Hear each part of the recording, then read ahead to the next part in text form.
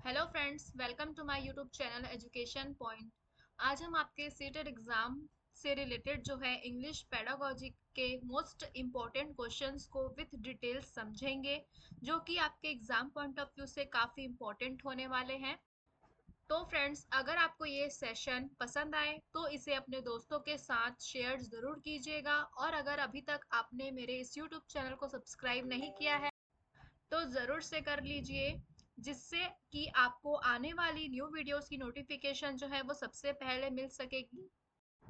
तो चलिए शुरू करते हैं। फर्स्ट क्वेश्चन है, a student of class 5 says I give my work a final check for accuracy before submitting it to the teacher. The student is working at the writing stage of.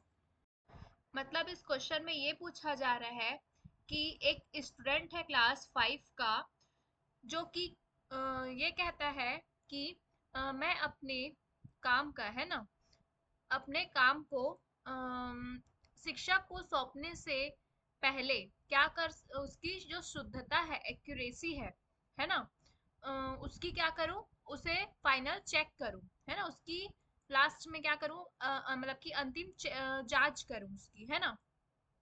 ये कह रहा है। तो छात्र, the student is working at the writing stage of, मतलब कि यहाँ पर एक स्टूडेंट्स की जो है वर्किंग की राइटिंग स्टेज पूछी जा रही है। तो ऑप्शन ए है drafting, option B redrafting, option C proof reading, option D है पीयर इवेल्युएशन। तो यहाँ पर हम सबसे पहले तो राइटिंग स्टेज के बारे में जान लेते हैं। राइटिंग स्टेज जो हो जाएंगे, कौन कौन से हो जाएंगे, तो याद रखिएगा, B O R D E R, border. ठीक है, राइटिंग स्टेज जान लीजिए, बॉर्डर कहेंगे हम उसे। पहले आपका क्या हो जाएगा, बी से क्या हो जाएगा, ब्रेन स्टॉर्मिंग। ठीक है, बी से हो जाएगा ब्रेन स्टॉर्मिंग। ओ से हो जाएगा ऑर्गेनाइजिंग।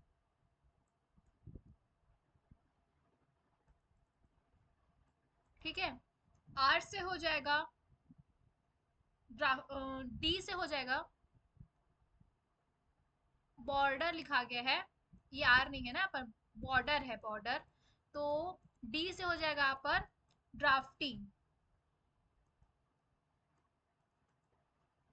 और ई से है एडिटिंग, और आर से हो जाएगा आपका रिवाइजिंग। लास्ट में होगा आपका रिवाइज, है ना। आप एग्जाम से पहले भी क्या करते हैं, रिवाइज करते हैं जो चीज आपने पहले पढ़ चुका है ना। तो यहाँ पर हम इसमें एक्स्ट्रा स्टेप भी होते हैं, उसे भी जान लेते हैं।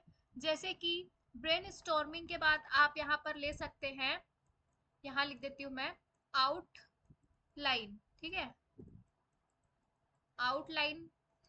ठीक है, ब्रेन स्टॉर्मिंग के बाद फिर आपका ऑर्गेनाइजिंग हो जाएगा, फिर ड्राफ्टिंग हो जाएगा, फिर एडिटिंग। तो अम, और रिवाइजिंग, तो रिवाइजिंग के पहले, है ना, रिवाइजिंग के मतलब यहाँ पास आप क्या लेंगे, यहाँ लिखती हूँ मैं, रिवाइजिंग के पहले आप क्या कर सकते हैं, प्रूफ रीडिंग। ठीक है, आप उसे प्रूफ रीडिंग कर सकते हैं। ठीक है, ये आपका हो जाएगा रिवाइजिंग से पहले।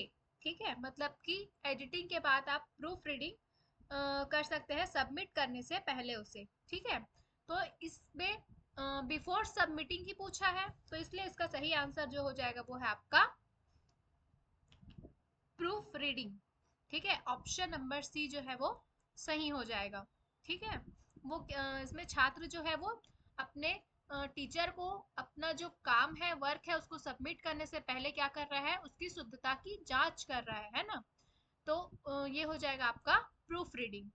नेक्स्ट है, which of the following classroom practices helps a teacher to develop oral language among the students. मतलब कि निम्नलिखित में से कौन सी कक्षा पद्धति जो है शिक्षक को छात्रों के बीच मौखिक भाषा विकसित करने में मदद करती है। ऑप्शन नंबर ए है पार्टिसिपेटिंग इन रोल प्लेज, यानी कि भूमिका नाटकों में भाग लेना, ठीक है, रोल प्ले करना। ऑप्शन बी है practicing the correct pronunciation of new और अनफेमिलर वर्ड्स, यानी कि नए या न्यू यानी कि नए और अपरिचित, नए या अपरिचित शब्दों के सही उच्चारण का अभ्यास कराना। ऑप्शन सी है chorus reading of the text with the teacher, यानी कि हो जाएगा chorus reading of the text with the teacher, यानी कि हो जाएगा शिक्षक के साथ पाठ का कोर्स वाचन करना, कोर्स, ठीक है, एक प्रकार से कोर्स ही है। ऑप्शन डी है course recitation of the poem after memorizing it, यानी कि कविता को याद करने के बाद उसका कोर्स जो है वो उसका course recitation of the poem after memorizing it, यानी कि कविता को याद करने के बाद उसके कोर्स का क्या करना, पाठ करना एक प्रकार से। तो इसका सही आंसर जो हो जाएगा वो है आपका ऑप्शन नंबर ए। ऑप्शन नंबर ए जो है इसका सही आंसर है, यानी कि भूमिका नाटकों में क्या करना, भाग लेना, पार्टिसिपेटिंग इन रोल प्लेज, ठीक है। इससे क्या होती है, छात्रों के बीच जो है मौखिक भाषा विकसित करने में मदद करती है ये जो कक्षा पद्धति है participating in role plays. Next question है, you are a Hindi speaking teacher but you got posted in a primary school which is in the area of Punjab. Since you do not know the local language of that area, you should, मतलब कि आप एक हिंदी भाषी शिक्षक है, ठीक है, लेकिन आपको कहाँ पोस्ट हुआ है, पंजाब ना, तो पंजाब के एक प्राथमिक विद्यालय में नियुक्त किया गया है, प्राइमरी स्कूल में। आप उस क्षेत्र की स्थानीय भाषा नहीं जानते, ठीक है, not know the local language, आप उस क्षेत्र की स्थानीय भाषा नहीं जानते, इसलिए आपको क्या करना चाहिए ये पूछा है। ऑप्शन ए है कम्युनिकेट इन इंग्लिश, यानी कि आपको अंग्रेजी में क्या करनी चाहिए, बातचीत करनी चाहिए। ऑप्शन बी है motivate the community to learn Hindi, तो समुदाय को हिंदी सीखने के लिए क्या करना चाहिए, प्रेरित करना चाहिए कम्युनिटी को, ताकि वो हिंदी सीख पाए। ऑप्शन सी है immediately apply for the transfer to a Hindi speaking area, या फिर आपको क्या करना चाहिए, तुरंत हिंदी भाषी क्षेत्र में क्या करना चाहिए, स्थानांतरण के लिए आवेदन करना चाहिए। ऑप्शन डी है use the child's language as a resource and start teaching, मतलब कि बच्चे की भाषा को एक संसाधन के रूप में उपयोग करना चाहिए और पढ़ाना शुरू करना चाहिए। तो बेस्ट ऑप्शन आपको समझ में आ ही गया होगा, वो है आपका option number D, use the child's language as a resource, है ना, आपको उसे एक संसाधन के तौर पर लेना है और आपको पढ़ाना स्टार्ट करना है। तो ऑप्शन नंबर डी जो है वो सही हो जाएगा। नेक्स्ट क्वेश्चन देखते हैं, as a teacher of class 5 you ask the students to read the text thoroughly, then you ask them to answer the questions with reference to the context RTC. In this process, you are encouraging students for, option देख लेते हैं। उससे पहले इसमें यह पूछा है कि कक्षा 5 के शिक्षक के रूप में आप छात्रों से जो है पाठ को अच्छी तरह से पढ़ने के लिए कहते हैं, फिर आप उनसे संदर्भ के संदर्भ में, है ना, then you ask them to answer the questions with reference to the context, तो संदर्भ में प्रश्नों के उत्तर देने के लिए कहते हैं। इस प्रक्रिया में आप छात्रों को जो है डैश के लिए प्रोत्साहित कर रहे हैं। ऑप्शन ए है skimming, option B intensive reading, option C extensive reading, option D है स्कैनिंग। मतलब इसमें ये पूछ रहा है कि आप सबसे पहले क्या करते हैं, बच्चे को पाठ को अच्छी तरह से पढ़ने के लिए कहते हैं, फिर आपको क्या करना है, रेफरेंस यानी कि निष्कर्ष के संदर्भ में क्या करना है, उन प्रश्नों के उत्तर देने के लिए कहते हैं। तो ये एक प्रकार से क्या हो जाएगा, तो ये हो जाएगा आपका इंटेंसिव रीडिंग, है ना। जब बच्चे गहनता से उस चीज को पढ़ेंगे तभी वो उसका उत्तर दे पाएंगे, है ना, तो वो क्या कहलाएगा, आपका इंटेंसिव रीडिंग कहला जाएगा, ठीक है। ऑप्शन नंबर बी जो है वो सही हो जाएगा, यानी कि वो एक प्रकार से जो पढ़ रहा है उसका ओवरऑल आइडिया उसे आ जाएगा, है ना, किसमें, इंटेंसिव रीडिंग में, ताकि वो क्या कर पाएगा, उसका आंसर दे पाएगा, ठीक है, क्वेश्चंस का। नेक्स्ट क्वेश्चन देखते हैं। A child does not write a paragraph on her own even after brainstorming the topic, however she is able to write in under adult और peer guidance. This guidance is called, मतलब इसमें ये पूछा गया है कि एक बच्चा विषय पर क्या कर रहा है, ब्रेन स्टॉर्मिंग, यानी कि एक टॉपिक पर ब्रेन स्टॉर्मिंग यानी कि विचार मंथन करने के बाद भी खुद से पैराग्राफ क्या कर पाता है, नहीं लिख पाता है। नॉट राइट पूछा है ना यहाँ पर, नहीं लिख पाता है। हालांकि वह क्या कर रहा है, वयस्क या सहकर्मी, कोई वयस्क है या सहकर्मी के मार्गदर्शन में लिखने में सक्षम है, ठीक है, अंडर एडल्ट और पीयर गाइडेंस, यानी कि एडल्ट यानी कि वयस्क हो जाएगा, पीयर गाइडेंस यानी कि उसके सहकर्मी के मार्गदर्शन में लिखने में सक्षम है। इस मार्गदर्शन को क्या कहा जाता है ये पूछा है आपसे। ऑप्शन ए है पीयर काउंसलिंग, ऑप्शन बी है टीम टीचिंग, ऑप्शन सी है स्कैफोल्डिंग, ऑप्शन डी है पीयर टीचिंग। तो यहाँ पर केवल पीयर गाइडेंस की बात नहीं हो रही है ना, तो पीयर काउंसलिंग और पीयर टीचिंग जो है नहीं होगा। यहाँ पर एडल्ट यानी कि वयस्क की भी बात हो रही है, तो एक वयस्क के अंतर्गत और एक अपने सहकर्मी के अंतर्गत जो है उस चीज को कर पाने में सक्षम हो जाएगा छात्र, वो कहलाएगा आपका स्कैफोल्डिंग। याद रखिएगा ऑप्शन नंबर सी जो है वो सही आंसर हो जाएगा, ठीक है, तो ऑप्शन स्कैफोल्डिंग इसका सही आंसर है, ठीक। नेक्स्ट क्वेश्चन है, अ child does not write a paragraph on her own even after brainstorming the topic, however she is able to write it under adult और ये सेम क्वेश्चन हो गया है, ठीक है, जो क्वेश्चन नंबर 6 है वो सेम हो गया है, तो स्कैफोल्डिंग इसका सही आंसर है। नेक्स्ट क्वेश्चन देखते हैं। Children learn a language most effectively when they have, बच्चे जो है किसी भाषा को सबसे प्रभावी ढंग से तब सीखते हैं जब उनके पास डैश, तो वो कब सीखते हैं। Option A inhibition, option B motivation, option C a proficient language teacher, या ऑप्शन डी है अ गुड टेक्स्ट बुक। मतलब कि इनहेबिटेशन मतलब क्या हो जाएगा, अवरोध, तो अवरोध आएगा किसी चीज में तो बच्चे भाषा को कैसे सीख पाएंगे, है ना, वो भी मोस्ट इफेक्टिवली यानी कि सबसे प्रभावी ढंग से, तो ये तो गलत हो जाएगा। मोटिवेशन यानी कि प्रेरणा, अप्रोफिशिएंट लैंग्वेज टीचर यानी कि एक कुशल भाषा शिक्षक, या ऑप्शन डी है अ गुड टेक्स्ट बुक यानी कि एक अच्छी पाठ्य पुस्तक हो तब। तो इसका बेस्ट आंसर जो हो जाएगा ऑप्शन नंबर बी हो जाएगा, ठीक है। बच्चे जब प्रेरित होंगे, है ना, जब उन्हें किसी चीज की प्रेरणा मिलेगी, किस चीज से वो प्रेरित होंगे, मोटिवेटेड होंगे, तो वो सबसे ज्यादा इफेक्टिव रूप से क्या करेंगे, भाषा को, उस भाषा को सीख पाएंगे। नेक्स्ट क्वेश्चन है, in a classroom the teacher sends message either as words or images, the students are, मतलब कि कक्षा में शिक्षक संदेश भेजता है या तो शब्दों के रूप में, ठीक है, या तो शब्दों के रूप में या इमेजेस के रूप में, है ना, छात्र डैश है, मतलब कि वहां पर छात्र क्या है ये पूछा है। Option A encoders, option B decoders, option C agitator, option C propagators.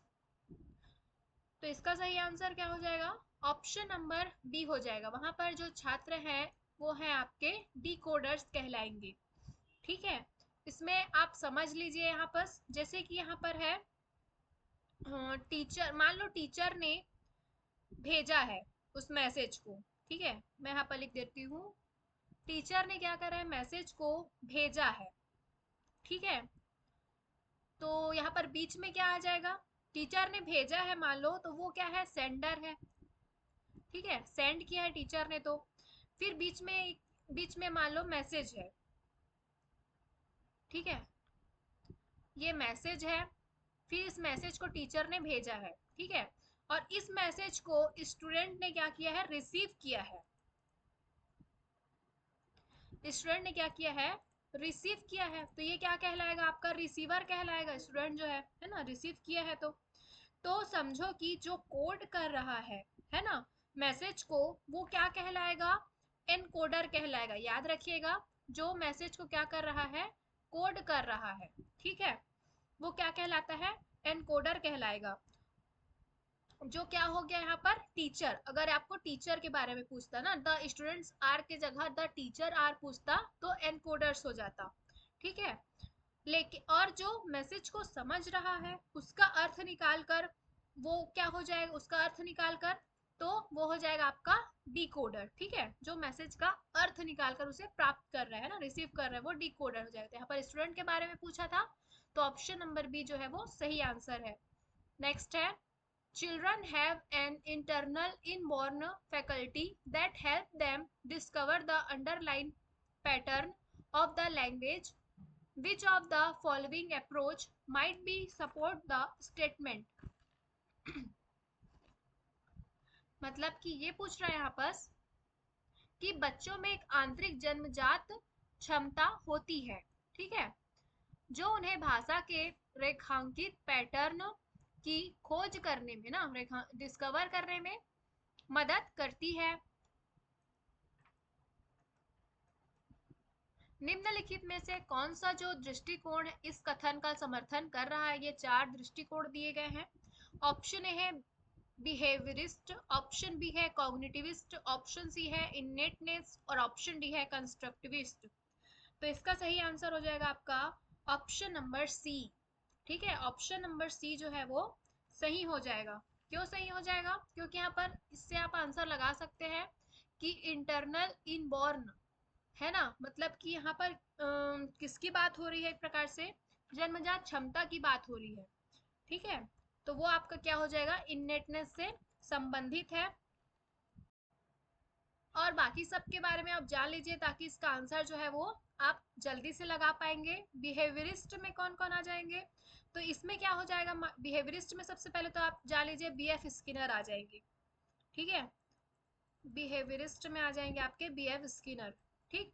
तो बिहेवियरिस्ट में इमिटेशन के बारे में बोलेगा आपसे, रीइंफोर्समेंट होता है और हैबिट फॉर्मेशन होता है बिहेवियरिस्ट के अंतर्गत, याद रखिएगा। कॉग्निटिस्ट में आ जाएगा आपका पियाजे, ठीक है। और कंस्ट्रक्टिविस्ट में आ जाएगा आपका वाइगोत्स्की आ सकते हैं, वाइगोत्स्की आ जाएंगे, ठीक है। इसमें क्या होता है, बच्चा अपने ज्ञान का निर्माण स्वयं करता है, ठीक। कैसे करेगा, तो अपने पूर्व ज्ञान के द्वारा करेगा। और प्लस वाइगोत्स प्याजे ने भी कहा है। नेक्स्ट क्वेश्चन देखते हैं, the use of dictionary does not help learners to. The use of dictionary does not, याद ध्यान दीजिएगा, नॉट बोल दिया यहाँ पास, मतलब कि शब्दकोश का उपयोग शिक्षार्थियों को निम्न में मदद नहीं करता है, पूछा है ना। डिक्शनरी यानी कि हो जाएगा आपका शब्दकोश। ऑप्शन ए है फाइंड आउट हाउ टू से अ वर्ड, मतलब कि किसी शब्द को कैसे बोलना है यह पता लगा सकते हैं हम डिक्शनरी के माध्यम से। ऑप्शन बी है be proficient in oral communication, यानी कि मौखिक संचार में क्या करना, कुशल होना ना। ऑप्शन सी है find the meaning of words, यानी कि शब्दों का अर्थ जानना। ऑप्शन डी है check the part of speech of a word, यानी कि किसी शब्द के भाषा के भाग की जो है जांच करना, पार्ट्स ऑफ स्पीच की जांच करना। तो ये जो तीनों है इसका यूज डिक्शनरी में हम कर ही रहते हैं, है ना। But be proficient in oral communication, मतलब कि ओरल कम्युनिकेशन मौखिक संचार में क्या होना, कुशल होना, प्रोफिशिएंट होना, ये हम डिक्शनरी के, ये जो है डिक्शनरी हेल्प नहीं करता, ठीक। तो ऑप्शन नंबर बी, बाकी तीनों से बाकी तीनों में ज्यादा होगा इसका use, but option number B जो है वो सही हो जाएगा इस क्वेश्चन में। नेक्स्ट क्वेश्चन है, एन इफेक्टिव लैंग्वेज टीचर, मतलब कि एक प्रभावी भाषा शिक्षक कौन है, ये पूछा है यहाँ पर। ऑप्शन नंबर ए है will make children learn all the answer to the questions given in the text book, मतलब कि बच्चों को पाठ्य पुस्तक में दिए गए सभी प्रश्नों के उत्तर याद करवाएगा, क्या वो एक प्रभावी शिक्षक कहलाएगा। ऑप्शन बी है will use the textbook as well as other material as resources for teaching। मतलब कि शिक्षण के लिए संसाधन के रूप में पाठ्य पुस्तक के साथ साथ जो है अन्य सामग्री का भी यूज करेगा। ऑप्शन सी है will prepare questions paper using only the question given in the text book. मतलब कि केवल पाठ्य पुस्तक में दिए गए प्रश्नों का उपयोग करके प्रश्न पत्र तैयार करेगा। ऑप्शन डी है will really entirely on the prescribed text book. मतलब कि पूरी तरह से निर्धारित पाठ्य पुस्तक पर निर्भर करेगा। तो एक इफेक्टिव लैंग्वेज टीचर, प्रभावी भाषा शिक्षक कौन हो जाएगा? तो रिसोर्स है ना, ऑप्शन नंबर बी जो है वो सही आंसर हो जाएगा। वो क्या करेगा? शिक्षण के लिए संसाधन के रूप में जो है वो टेक्स्ट बुक यानी कि पाठ्य पुस्तक के साथ साथ जो है अदर मटेरियल्स यानी कि अन्य सामग्री का भी यूज करेगा। तो ऑप्शन नंबर बी जो है वो सही हो जाएगा।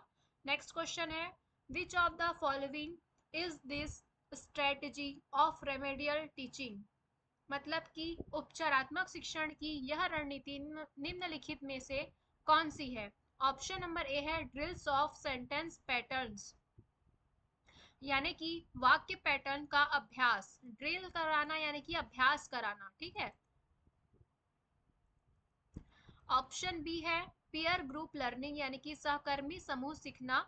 ऑप्शन सी है providing of rewards the to the student यानी कि छात्र को पुरस्कार का प्रावधान देना। ऑप्शन डी है ऑल ऑफ दिस।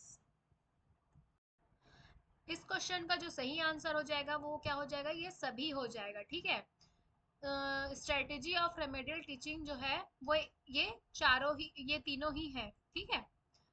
क्योंकि रेमेडियल टीचिंग का अर्थ क्या हो जाएगा? जैसे किसी भी प्रॉब्लम को क्या करना, दूर करना, है ना, समस्या का समाधान करना बच्चे की, ठीक। तो ऑप्शन नंबर डी जो है वो सही है। नेक्स्ट क्वेश्चन है remedial teaching is meant for. मतलब कि उपचारात्मक शिक्षण का क्या अर्थ है ये पूछा है। ऑप्शन ए है for bright student to score better. मतलब कि प्रतिभाशाली छात्र को बेहतर अंक प्राप्त करने के लिए हम यूज करेंगे रेमेडियल टीचिंग यानी कि उपचारात्मक शिक्षण का। ऑप्शन बी है to help the needy peoples to get rid of their specific weakness. यानी कि जरूरतमंद विद्यार्थी को उनकी विशिष्ट कमजोरी से क्या करने के लिए, छुटकारा पाने में मदद करने के लिए, है ना, हम रेमेडियल टीचिंग का यूज करेंगे। ऑप्शन सी है for very poor children who can not afford going to school. यानी कि बहुत गरीब बच्चों के लिए जो स्कूल जाने का खर्च नहीं उठा पाते हैं उनके लिए हम उपचारात्मक शिक्षण का यूज करते हैं। क्या ऑप्शन नंबर डी इसका सही हो जाएगा, ऑल ऑफ द अबव? तो इसका सही आंसर होगा ऑप्शन नंबर बी। हम रेमेडियल टीचिंग यानी कि उपचारात्मक शिक्षण का यूज इसलिए करते हैं ताकि जो नीडी है, स्पेसिफिक एरिया में वीकनेस है किसी बच्चे को, तो कोई भी गैप है अगर उसमें, उसके शिक्षण में, उनके लर्निंग में, तो हम उन बच्चों के लिए क्या करते हैं, हम रेमेडियल टीचिंग का यूज करते हैं। तो ऑप्शन नंबर बी जो है वो सही हो जाएगा। नेक्स्ट क्वेश्चन है रेमेडियल टीचिंग इज अ। मतलब कि उपचारात्मक शिक्षण एक है। Option A preparation of teaching शिक्षण की तैयारी। Option B pre teaching program या फिर पूर्व शिक्षण कार्यक्रम। ऑप्शन सी है सिस्टमेटिक प्रोसेस यानी कि व्यवस्थित प्रक्रिया है एक, या ऑप्शन डी है रैंडम एंड सिस्टमेटिक प्रोसेस यानी कि रैंडम एंड सिस्टमेटिक प्रोसेस है यानी कि व्यवस्थित प्रक्रिया है और रैंडम भी है। तो जो रेमेडियल टीचिंग होता है, उपचारात्मक शिक्षण, वो क्या होगा, सिस्टमेटिक प्रोसेस होता है। याद रखेंगे, एमपी क्वेश्चन है ये। रेमेडियल टीचिंग जो है सिस्टमेटिक प्रोसेस होता है, वो कभी भी क्या होगा, रैंडम नहीं होगा, ठीक है। वो एक सिस्टमेटिक प्रोसेस होता है क्योंकि इसमें जो है लर्निंग गैप को दूर किया जाता है बच्चों के। क्योंकि कोई भी शिक्षक जो है वो बच्चों के लर्निंग गैप को अगर दूर करना चाहते हैं तो एक सिस्टम या सीक्वेंस की जरूरत पड़ती है उन्हें, इसलिए एक शिक्षक जो है सिस्टमेटिक तरीके से उसे दूर करता है। तो ये एक सिस्टमेटिक प्रोसेस होता है। तो ऑप्शन सी जो है इसका सही आंसर है। नेक्स्ट क्वेश्चन है in remedial teaching concentration of troubles spot is best done by. इसमें यह पूछा गया है कि उपचारात्मक शिक्षण में परेशानी वाले स्थान पर ध्यान केंद्रित करना सबसे अच्छा होता है। तो कौन सा जो स्थान हो जाएगा परेशानी वाला? ऑप्शन ए है अरेंजिंग इंटेंसिव प्रैक्टिस, यानी कि गहन अभ्यास की व्यवस्था करना। ऑप्शन बी है अरेंजिंग मेडिसिन या फिर दवा की व्यवस्था करना। ऑप्शन सी है अरेंजिंग ट्रबल या परेशानी की व्यवस्था करना, या ऑप्शन डी है अरेंजिंग बबल स्पॉट या बबल स्पॉट की व्यवस्था करना। तो इसका सही आंसर जो है वो है ऑप्शन नंबर ए अरेंजिंग इंटेंसिव प्रैक्टिस, क्योंकि यहाँ पर ट्रबल स्पॉट यानी कि ट्रबल स्पॉट जो है, जो भी परेशानी है उसे कैसे दूर कर सकते हैं, ये पूछा है एक प्रकार से इसमें। तो ऑप्शन नंबर ए जो है इसका सही हो जाएगा। मतलब कि इसमें क्या होगा, इसमें जो है हम बच्चों को ड्रिल करा सकते हैं, है ना, अभ्यास करा सकते हैं, प्रैक्टिस करा सकते हैं, ताकि रेमेडियल टीचिंग के दौरान, क्योंकि उनका जो स्लो एरिया है वो क्या हो पाए, स्ट्रांग हो सके उस प्रैक्टिस के कारण। तो ये थे आज के टोटल 50 एमसीक्यूज। इन 15 एमसीक्यूज में आपके कितने क्वेश्चन सही हुए मुझे कमेंट बॉक्स में कमेंट करके ज़रूर बताइएगा। Thank you for watching. Please like share and subscribe to my YouTube channel and press the bell icon, जिससे कि आपको आने वाली न्यू वीडियोज़ की नोटिफिकेशन जो है वो सबसे पहले मिल सके। Thank you for watching.